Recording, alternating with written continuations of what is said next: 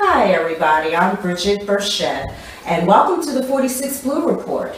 I am here today with Dr. Dana Yard over at Wissahickon Creek Veterinarian Hospital in Philadelphia, Pennsylvania. And we've got Cisa here, who is from South Africa. Well, the breed is from South Africa. This is Dr. Yard's dog, Cisa. And we're coming here today to talk to you about, and this is definitely about Cisa and Cisa and pets.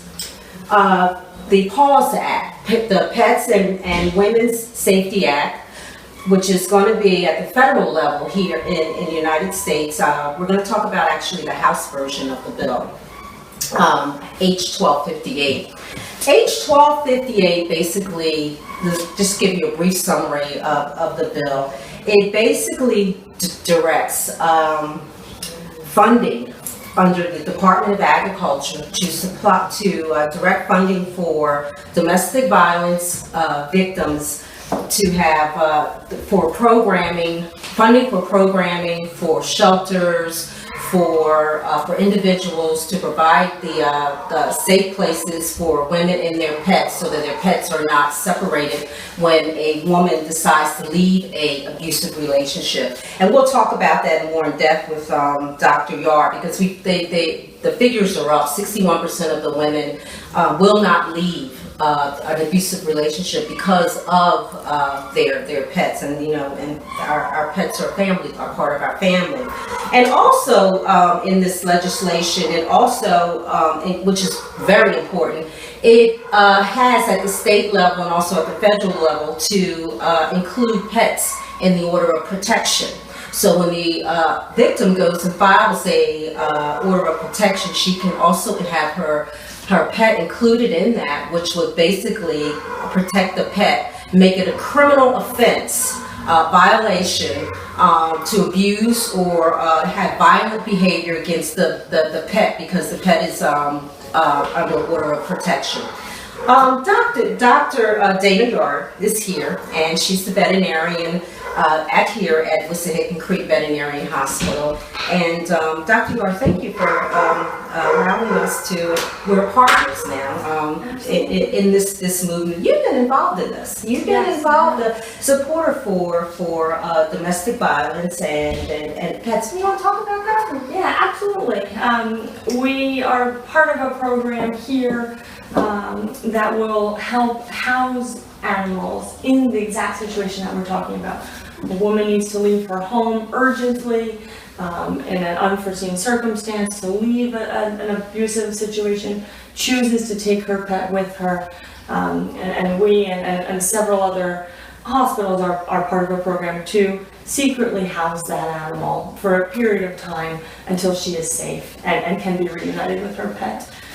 There is an organization called Red Paw that also helps with some of that, helps us get funding and financing to provide boarding for those pets. And I hope that this act, if it is successful as we intend it to be, I hope that it will improve that even further, allow us to build on those programs. Sure.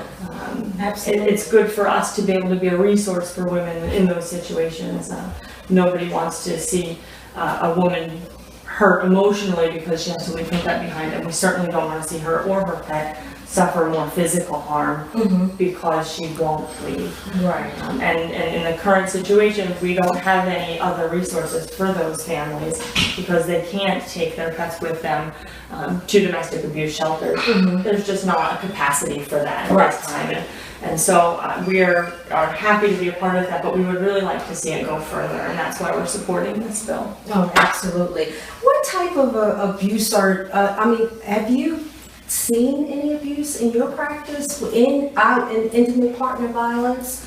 Absolutely, we do. We see it all the time. Unfortunately, it's difficult to identify. Usually, a family member brings the pet in and there's some injury, and we are unable to say exactly what that injury is caused by or from. We have our own suspicions, and the family is unforthcoming with the information. Sure. They say that the dog got out, they don't know what happened, maybe it got hit by a car. Okay. And we can tell by the injuries that's unlikely to be the situation. When dogs get hit by a car, you usually see wounds on one side of the body. You don't usually see one back leg and one front leg affected. Things like that. Right. So there are clues. Animals are absolutely comforting to families. If you are even on vacation, some families feel the emotional separation from their pets, the same they do with their children. And so a woman who is leaving oftentimes finds comfort and solace having their pet to hold, to hug, to love, even just the day-to-day paces of caring for that pet, making sure that it gives them something else to focus on and something else to think about, and gives them responsibility and duty that they value. Right.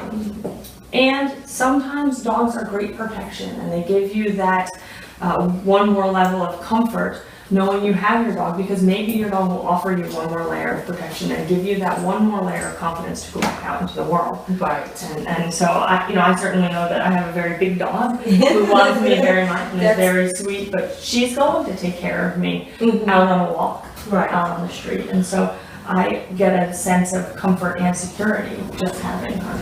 Absolutely, and we want to add too, we're not being partial to dogs today, Cats but too. cats too. Yeah, absolutely. There are pets that are also, that's Mark, our technician, that's his phone. My phone just went off, now Mark's phone just went off, so, that's why we're live and this is real, so this is for all animals. For all animals, all companions. All companions, and pets fall under that.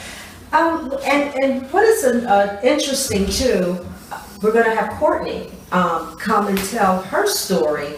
And in fact, I just found this out today, and I said, Courtney, you've got to talk and tell your story, because it definitely relates to everything we're talking about today. And we definitely want to use you, or we're grateful that you're going to share this with us. So Courtney, she is a veterinary tech here at Wissahickon Veterinary Hospital, works for Dr. Yard. Courtney, why don't you go ahead and tell the story? Why are you so supportive of this legislation, and how does it affect, or how do you think it will help you? Well, about 2 or 3 years ago, my mother had a restraining order in place against my father, and since then, there was a clause placed in that PFA that created an opportunity for him to come and take the dogs from our house and then have them for a couple of days and then bring them back, which allowed him to come near our home, which allowed him to have contact with my mother, and virtually harass her every chance he had. Since then, he has broken into our home and stole one of our dogs and our security cameras that we had in place for him. We were in the middle of the legal battle of that burglary case, and then he broke the PFA against my mother twice.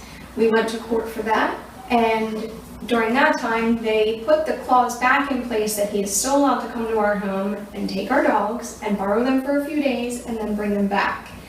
And it has just opened up Pandora's box as far as harassment, threats, sleepless nights, exhaustion all the time, just always worrying, where is he going to show up? What's next? So this definitely hits close to home. And I know that I would sleep better at night if my dogs were protected, as well as both me and my mother. Absolutely. Courtney, I want to thank you for being brave and sharing your story with us. Thank you so much. And as you've heard, that if Courtney's mother, if the law was here in place on the books in Pennsylvania, the order of protection, once filed by Courtney's mother, would allow their dog to be protected from the abuser and protected from the possibility of abuse. Because right now you don't suspect the dog is being abused, or you don't think. But let's talk about how you feel, or how is your father using the dog?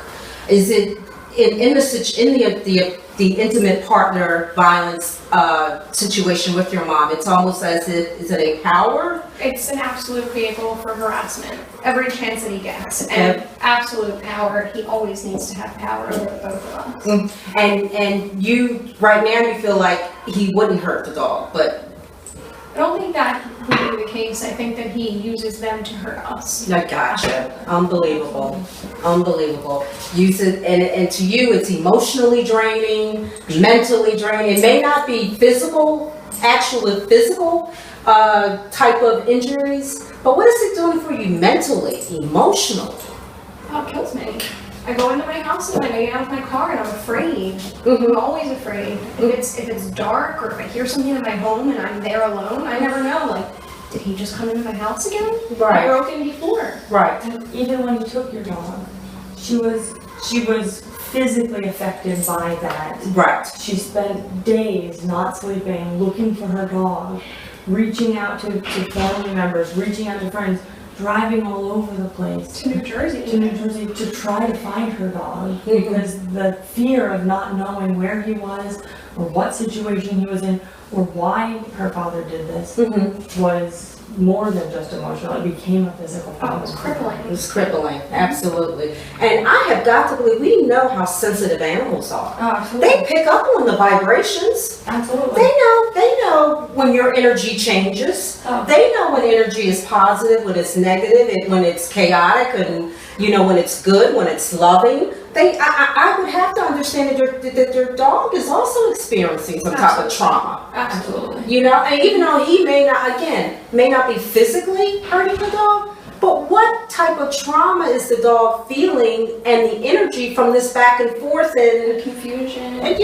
He does come home exhausted. Every Yeah, time yeah. they have ever left and have gone with him, when they come back home, they sleep, they can't move for days. Oh boy. And when Harley came back with all those ticks, that was He a came back problem. once covered in, I think, 15 to 18 ticks. It's not. Oh my God. Yeah. Oh my He God. routinely needs some sort of veterinary care when he comes home, There you go. and whether it's just to have those ticks treated. Why was he in that situation? Why didn't he have the appropriate protection? He was denied that care. Right.